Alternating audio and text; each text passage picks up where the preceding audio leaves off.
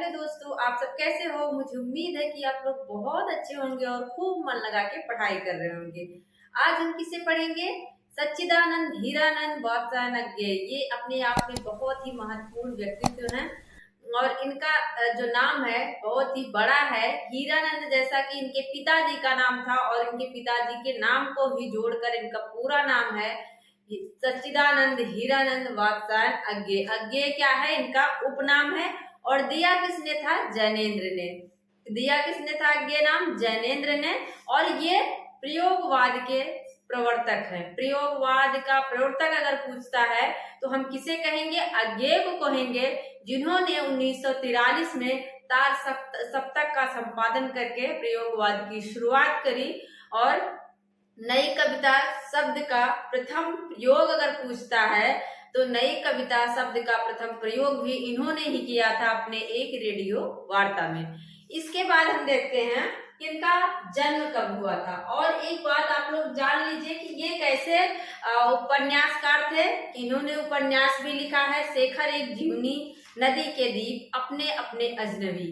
तो ये बहुत ही प्रसिद्ध मनोवैज्ञानिक उपन्यासकार थे। कैसे उपन्यासकार थे? मनोवैज्ञानिक उपन्यासकार थे। इनका जन्म कब हुआ था? 1911 में। पूछा जाता है कि कभी कभी ऐसा एक बार क्वेश्चन पूछा गया है कि 1911 में किन किन कवियों का जन्म हुआ था। तो उसमें अज्ञेय भी थे, नागार्जुन भी थे, केदारनाथ अग्रवाल भी थे। तो ये जो तीनों कवि हैं, ये तीनों किसमें? 1911 में जन्मे थे। 1911 में जन्म होता है और मृत्यु हो जाती है 1987 में। इनके पिता का नाम हमने बता ही दिया है, हीरानंद। माता कौन थी? बयंती देवी। माता थी बयंती देवी। और ये अस्तित्ववादी कवि थे। कैसे कवि थे? अस्तित्ववादी मतलब अस्तित्ववाद में विश्वास रखते थे। और इनको प्रयोगवाद और नई कविता का शलाका पुरुष कहा जाता है। प्रयोगवाद और नई कविता का क्या कहा जाता है? शलाका पुरुष कहा जाता है। लेकिन यहीं पे अगर प्रगतिवाद का शलाका पुरुष पूछे तो आप किसे कहेंगे? प्रगतिवाद का शलाका पुरुष नागार्जुन है। लेकिन प्रयोगवाद और नई कविता का शलाका पुरुष कौन है? अज्ञेय जी हैं। इसके बाद इनके काव्य संग्रह हैं। अब आप देख ही रहे हैं 16 काव्य संग्रह लगभग इनके हैं जो हम पढ़ते हैं। अब 16 काव्य संग्रह को कैसे याद करें, कैसे याद रखें, ये हमारे लिए एक बहुत बड़ी चुनौती होती है। एग्जाम में पूछ लेता है, कालक्रम भी लगाने को दे देता है, तो हमें बहुत दिक्कत होती है। और इतनी सारी रचनाओं को हम याद कैसे करें? एक ही तो कवि है नहीं, ऐसे ही बहुत सारे कवि हैं, अग्रवाल, नागार्जुन, मुक्तिबोध। इन सबकी रचनाओं को हमें याद करना होता है। तो हम क्या करेंगे? इनको ट्रिक के माध्यम से एक स्टोरी बना के, एक कहानी बना के याद कर लेंगे, ताकि हमें कभी ना भूले और एग्जाम में जो क्वेश्चन यहाँ से पूछे तो हम उसको सही कर जाएं। अब देखते हैं भग्नदूत। पहली अगर पहला काव्य संग्रह पूछे, पहला काव्य संग्रह अगर पूछता है तो कौन सा हो जाएगा? भग्नदूत, जिसका समय है 1933। और अंतिम काव्य संग्रह अगर पूछता है तो क्या हो जाएगा? ऐसा कोई घर आपने देखा है। ऐसा कोई घर आपने देखा है, ये क्या है? अंतिम है और भग्नदूत पहला है। अब देखते हैं भग्नदूत चिंता इत्तिलम।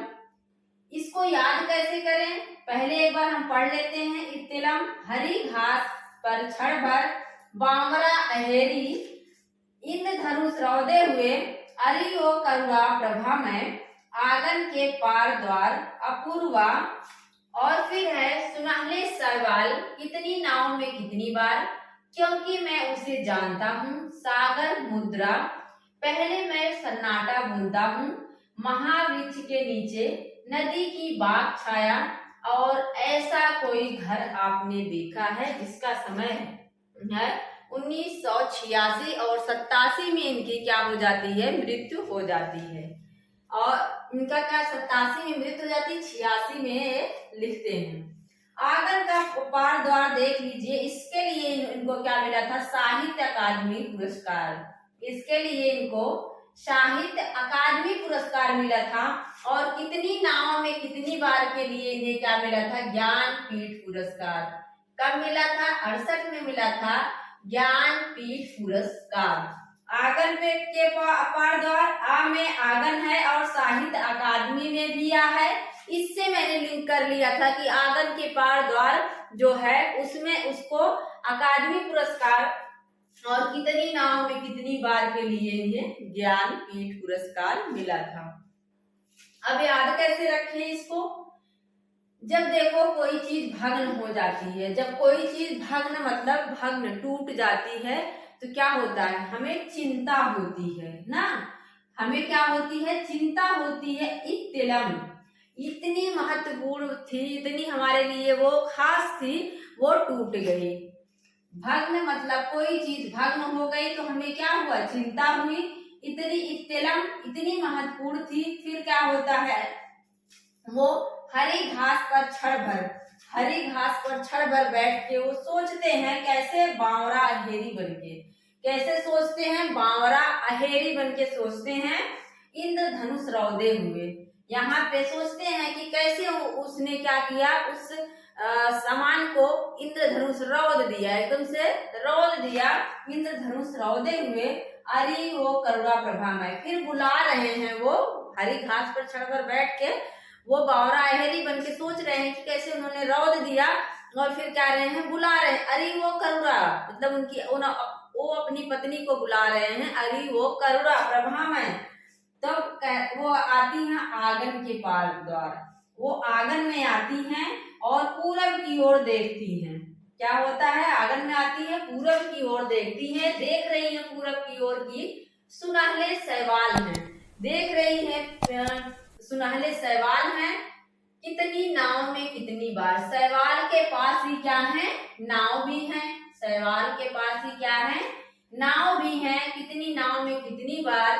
फिर कह रही हैं क्योंकि मैं उसे जानता हूँ। वो कह रही हैं मैं तो इसे जानती हूँ। ये क्या है? ये तो सागर में होती है। सुनहरे शैवाल कहाँ होते हैं? सागर में होते हैं। फिर कहती हैं पहले मैं सन्नाटा बुनता हूँ। कहती हैं कि इसे तो पहले मैं बुनती थी। होता है ना, जो बहुत सारी चीजें बनती हैं, अभी तो नहीं होता है, लेकिन पहले क्या होता था? जो घास फूस होता था, कुछ ऐसी चीजें हैं जो बनाया जाता था। तो वही कह रही, पहले तो मैं इससे बुनता था। फिर कहाँ बुनता था? महावृक्ष के नीचे बैठकर नदी की बाग छाया में। फिर कहती हैं कि ऐसा कोई घर आपने देखा है?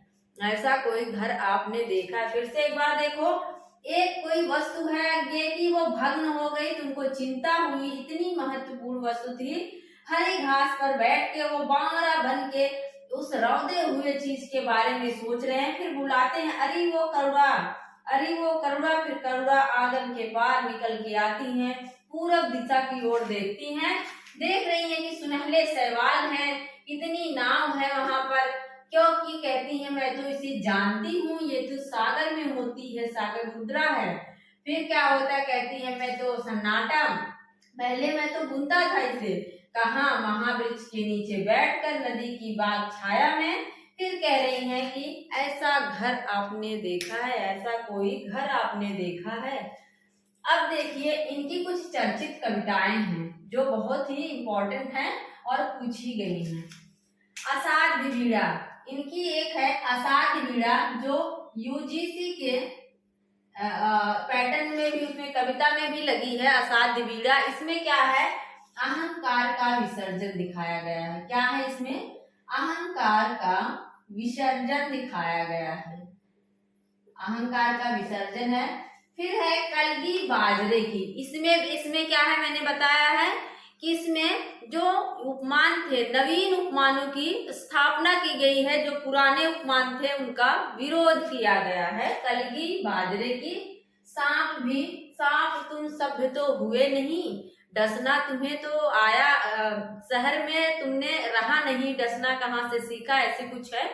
तो इन्होंने सांप में क्या किया है? शहर के लोगों के ऊपर आक्षेप किया है। सांप है नदी के दीप, उनकी एक और है नदी के दीप, हरी घास पर क्षण भर, जितना तुम्हारा सच है शब्द और सत्य, यह दीप अकेला। फिर से देख लो, असाध्य बीड़ा, कलगी बाजरे की, सांप नदी के दीप हरी घास पर क्षणभर, जितना तुम्हारा सच है शब्द और सत्य यह दीप अकेला। आप लोग इसको अपने जहन में बैठा लीजिए, क्योंकि यहाँ से बहुत ज्यादा पूछा जाता है। और आगे से संबंधित जो भी इनका जन्म कब हुआ, इनके पिता कौन है, और इनको शलाका पुरुष किस प्रयोगवाद का शलाका पुरुष कहा जाता है, इनका नाम किसने दिया, जैनेन्द्र ने, और इनके उपन्यास भी पूछा गया है। तो इन सब चीजों को आप लोग याद रख लीजिए। और मिलते हैं नेक्स्ट वीडियो में। मेरा पूरा वीडियो देखने के लिए आप लोगों का बहुत बहुत धन्यवाद। Thank you.